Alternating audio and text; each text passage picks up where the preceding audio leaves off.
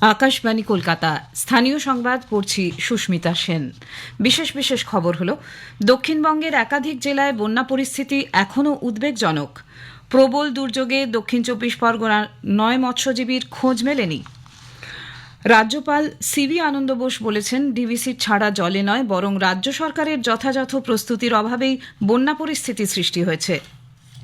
নতুন প্রদেশ কংগ্রেস সভাপতি হয়েছেন শুভঙ্কর সরকার। আরজিকর কাণ্ডে আন্দোলনরত জুনিয়র ডাক্তাররা 42 দিন পর গতকাল জরুরি বিভাগে কাজে ফিরেছেন। আইএসএল ফুটবল ম্যাচের দিনগুলিতে মেট্রো রেল গ্রিন লাইনে বিশেষ পরিষেবা দেবে। আসছি বিস্তারিত খবরে। রাজ্যের একাধিক জেলায় বন্যা পরিস্থিতি এখনও উদ্বেগজনক। ডিভিসির জল ছাড়ার পরিমাণ কিছুটা কমেছে বলে খবর। শেষ খবর পাওয়া পর্যন্ত গতরাতে পাঞ্চেত থেকে 50,000 কিউসেক এবং দুর্গাপুর ব্যারেজ থেকে 56,000 কিউসেক জল ছাড়া হয়। হাওড়ার উদয়নারায়ণপুরের বহু গ্রাম জলের তলায়, তবে গতকাল পরিস্থিতি কিছুটা উন্নতি হয়েছে। আমতা 2 নম্বর ব্লকের 5টি গ্রাম পঞ্চায়েত এলাকা এখনও জলমগ্ন। স্পিডবোটের মাধ্যমে খাদ্য ও ত্রাণ সামগ্রী পৌঁছে দেওয়া হচ্ছে।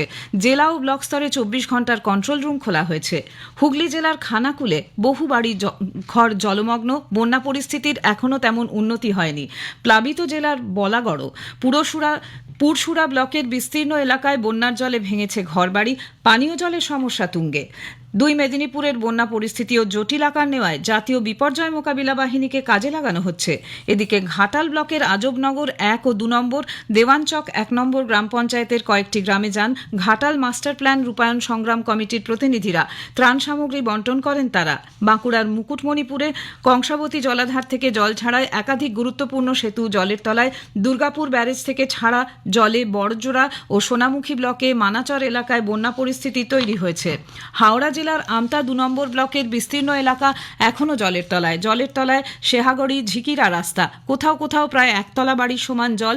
গ্রামে গ্রামে তীব্র পানীয় জলের সংকট দেখা দিয়েছে। সমস্যায় পড়েছেন সাধারণ মানুষ। রয়েছে তীব্র জলকষ্ট। কিছু এলাকায় প্রায় 1.5-2 কিলোমিটার বুক সমান জল পেরিয়ে জল সংগ্রহ করতে হচ্ছে সাধারণ মানুষকে।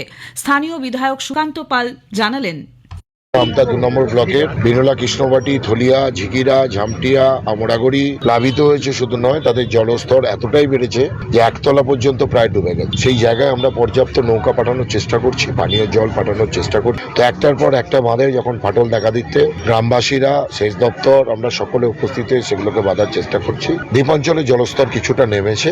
আমরা সেখানে মেডিকেল ক্যাম্প থেকে শুরু করে সবকিছুই যেটা চালু ছিল সেটাকে আরো বাড়িয়েছি। এদিকে বন্যা কবলিত এলাকাগুলিতে স্কুল কর্তৃপক্ষ নিজেদের মতো করেই একাদশ শ্রেণীর পরীক্ষার রুটিন পরিবর্তন করতে পারবে বলে উচ্চ মাধ্যমিক শিক্ষা সংসদের সভাপতি জানিয়েছেন। প্রবল দুর্যোগে সমুদ্রে নিখোঁজ থাকা দক্ষিণ 24 পরগনার 9 মৎস্যজীবীর পরিবারের লোকজন উদ্বিগ্ন। তারা নামখানা মৎস্য বন্দরে অপেক্ষা করছেন। ওই মৎস্যজীবীরা নিখোঁজ ট্রলারের কেবিনে আটকে পড়েছিলেন। অন্যদিকে নামখানা ঘাটে গতকালই ফিরিয়ে আনা হয় উদ্ধার হওয়া 8 মৎস্যজীবীকে। নামখানা মৎস্য বন্দর থেকে অ্যাম্বুলেন্সে করে ওই 8 মৎস্যজীবীকে নিয়ে যাওয়া হয় কাকদ্বীপ মহকুমা হাসপাতালে। 2 জনকে ভর্তি রেখে বাকি 6 জনকে প্রাথমিক চিকিৎসার পর ছেড়ে দেওয়া হয়েছে।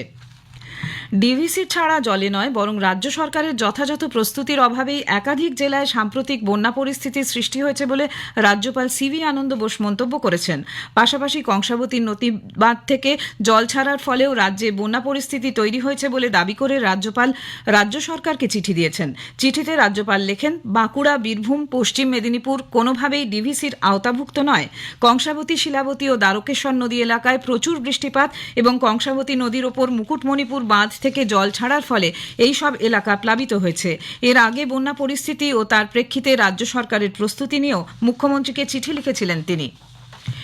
বিজেপি দক্ষিণবঙ্গের বন্যা পরিস্থিতির জন্য রাজ্য সরকারকে দায়ী করেছে। বিরোধী দলনেতা শুভেন্দু অধিকারী বন্যা কবলিত পাঁশকুড়া ও হুগলির বিভিন্ন এলাকা গতকাল পরিদর্শন করে ত্রাণ বিতরণ করেন। শুভেন্দুবাবু বলেন, 2022 সাল থেকে নদীবাঁধগুলির রক্ষণাবেক্ষণ হয়নি, ফলে তা সহজেই ভেঙে পড়েছে। বিশ্বব্যাংক মেরামতের জন্য টাকা দিলেও রাজ্য সরকার সে কাজ করেনি কেন, সে প্রশ্নও তোলেন বিরোধী দলনেতা। কংসাবতী জলাধার থেকে জল ছাড়ার বিষয়ে রাজ্য সরকারকে কটাক্ষ করেছেন শুভেন্দুবাবু। তিনি বলেন, ডিভিসির জল ছাড়ার দিকটিও রেগুলেটরি কমিটি দেখে, তাতে রাজ্য সরকারেরও প্রতিনিধি রয়েছেন। ভারত সেবাশ্রম, রামকৃষ্ণ মিশনের মতো স্বেচ্ছাসেবী সংগঠনগুলিকে দুর্গতদের পাশে দাঁড়ানোর আর্জি জানিয়েছেন শুভেন্দু। নতুন প্রদেশ কংগ্রেস সভাপতি হয়েছেন প্রদেশ কংগ্রেস নেতা শুভঙ্কর সরকার। কংগ্রেস সভাপতি মল্লিকার্জুন খাড়গে গতকাল এই ঘোষণা করেন। এআইসিসির পক্ষ থেকে সাধারণ সম্পাদক কেসি বেণুগোপালের স্বাক্ষর করা এক প্রেস বিজ্ঞপ্তিতে একথা জানিয়ে দেওয়া হয়। ওই প্রেস বিবৃতিতে এআইসিসির পক্ষ থেকে বিদায়ী প্রদেশ কংগ্রেস সভাপতি অধীর রঞ্জন চৌধুরীর অবদানের প্রশংসা করা হয়েছে। প্রধানমন্ত্রী নরেন্দ্র মোদী আগামী 29 সেপ্টেম্বর আকাশবাণীতে মন কি বাত অনুষ্ঠানে তাঁর চিন্তাভাবনা দেশ বিদেশের মানুষের সঙ্গে ভাগ করে নেবেন। এটি হবে মাসিক এই বেতার অনুষ্ঠানের 114তম পর্ব। সাধারণ মানুষ টোল ফ্রি নম্বর 1800117800-তে ফোন করে এই অনুষ্ঠান নিয়ে তাদের মতামত পরামর্শ দিতে পারেন। 1922 নম্বরে মিসড কল দিয়ে সরাসরি প্রধানমন্ত্রীকে তা দেওয়া যাবে। নরেন্দ্র মোদী অ্যাপ অথবা মাইগভ ওপেন ফোরামেও জনসাধারণ তাদের মতামত বা প্রস্তাব দিতে পারেন। 27 সেপ্টেম্বর পর্যন্ত তা পাঠানো যাবে। 29 তারিখ বেলা 11টা থেকে আকাশবাণী ও দূরদর্শনের সমস্ত চ্যানেলে শোনা যাবে প্রধানমন্ত্রীর মন কি বাত। স্থানীয় সংবাদ শুনছেন আকাশবাণী কলকাতা কেন্দ্র থেকে।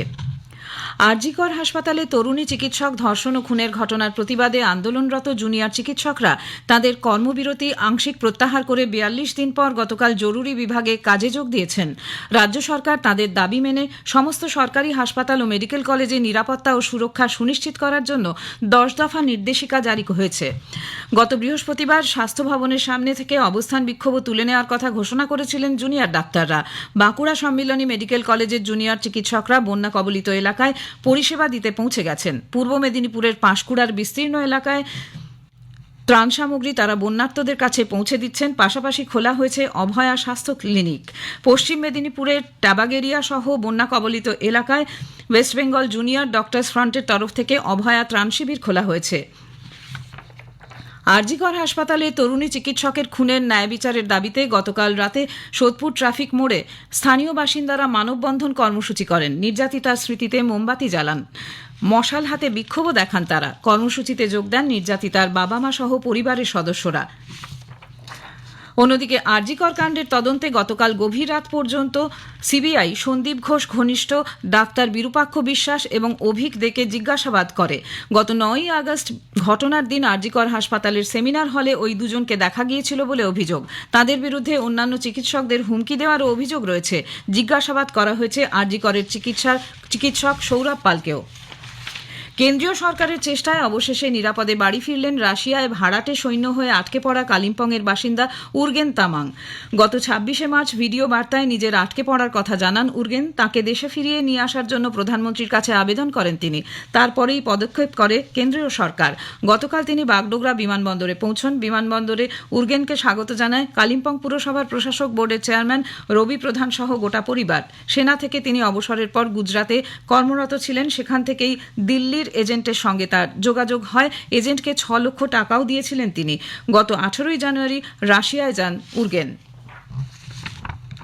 পূর্ব রেলের শিয়ালদা ডিভিশনে চক্র রেলের 40 বছর পূর্তিতে গতকাল এক অনুষ্ঠানের আয়োজন করা হয়। এই উপলক্ষে কলকাতা স্টেশন থেকে প্রিন্সেপ ঘাটের উদ্দেশ্যে গতকাল একটি বিশেষ ট্রেন চালায় রেল। গত এক দশকে চক্র রেলের যাত্রী পরিবহন প্রায় 200% বৃদ্ধি পেয়েছে বলে দাবি করেছে রেল কর্তৃপক্ষ। চক্র রেল পথে প্রতিদিন 27টি ট্রেন চলাচল করে। শিয়ালদার divisional personnel officer Eklavya Chakraborty জানান, Circular Railway is completing its 40 years. On this occasion, we have also got printed some souvenir tickets. In earlier times, we used to have cardboard tickets. So it is actually a cardboard ticket converted into an ATM card sort of a thing. Just to bring in nostalgia to the event, we have introduced this ticket. কলকাতার যুব ভারতী ক্রীড়াঙ্গনে Indian super league ISL football ম্যাচের দিনগুলিতে ক্রীড়াপ্রেমীদের বাড়ি ফেরার সুবিধার্থে Kolkata metro rail green line 1-এ বিশেষ পরিষেবা দেবে। এআইএফ এর অনুরোধের ভিত্তিতে আগামী 23 ও 27 সেপ্টেম্বর, 5 ও 19 অক্টোবর এবং 9, 23, 29, 30 নভেম্বর, 12, 14, 17 ও 21 ডিসেম্বর এই বিশেষ ট্রেন পরিষেবা দেওয়া হবে। ওই দিনগুলিতে রাত 10:15 সল্টলেক স্টেডিয়াম স্টেশন থেকে শিয়ালদার উদ্দেশ্যে এই বিশেষ ট্রেন পরিষেবা পাওয়া যাবে বলে কলকাতা মেট্রো রেলের মুখ্য জনসংযোগ আধিকারিক কৌশিক মিত্র জানিয়েছেন। আইএসএল ফুটবলে মোহামেডান স্পোর্টিং এফসি গোয়ার ম্যাচটি 1-1 গোলে ড্র হয়। যাদবপুরের কিশোর ভারতী স্টেডিয়ামে গতকাল মোহামেডানের পক্ষে গোল করেন আলেক্সি গোমেজ। রাজ্যের বিভিন্ন জেলায় বর্তমান বন্যা পরিস্থিতিতে বহু মানুষ বিপন্ন। বন্যা কবলিত মানুষের সাহায্যে ইস্টবেঙ্গল ক্লাব এগিয়ে এসেছে। ক্লাবের পক্ষ থেকে 15 লক্ষ টাকা মুখ্যমন্ত্রীর ত্রাণ তহবিলে তুলে দেওয়ার সিদ্ধান্ত নেওয়া হয়েছে। শেষ করার আগে স্থানীয় সংবাদের বিশেষ কিছু অংশ আরেকবার। দক্ষিণবঙ্গের একাধিক জেলায় বন্যা পরিস্থিতি এখনও উদ্বেগজনক। দক্ষিণ 24 পরগনার 9 মৎস্যজীবীর খোঁজ পাওয়া যায়নি এখনও। রাজ্যপাল সিভি আনন্দ বোস বলেছেন, ডিভিসির ছাড়া জলে নয়, বরং রাজ্য সরকারের যথাযথ প্রস্তুতির অভাবেই বন্যা পরিস্থিতির সৃষ্টি হয়েছে। নতুন প্রদেশ কংগ্রেস সভাপতি হয়েছেন শুভঙ্কর সরকার। স্থানীয় সংবাদ শেষ হলো।